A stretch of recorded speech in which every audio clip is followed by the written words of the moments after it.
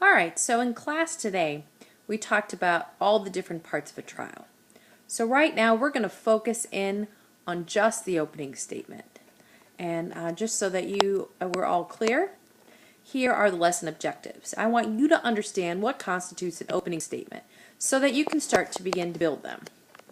Okay, so your trial is focusing in on the fairy tale of Jack and the Beanstalk.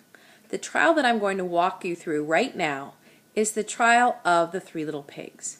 So let's look and see what is in an opening statement. Alright, so when you look at this list, the first thing you do in an opening statement is you introduce your team. So even though I know who you are and the jury is all going to know who you are, you want to let the people know who it is that's on your team. So the lawyers and the witnesses.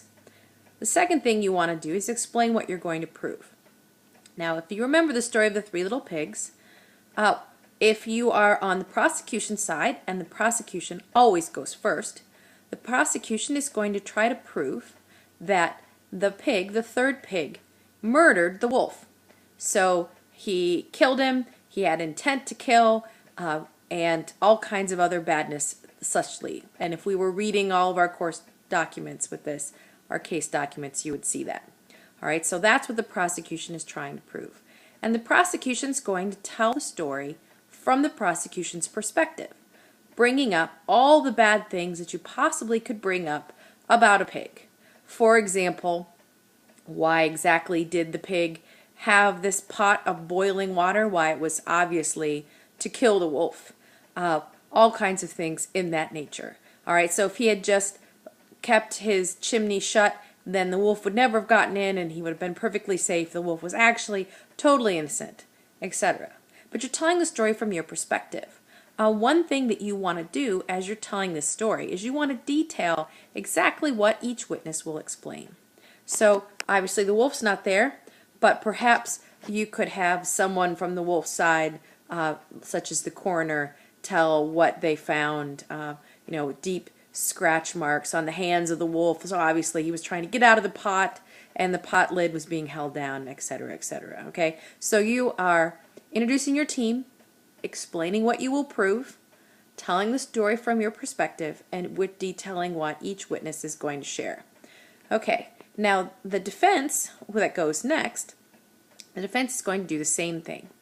Introduce the team, explain that, oh no, Pig E. Smalls was actually operating under self-defense because the wolf had eaten his brothers right before he appeared at Piggy's house, and tell the story from the perspective that it was self-defense. He was trying to protect himself from the terrible wolf, etc., etc., and detail exactly what each witness will explain.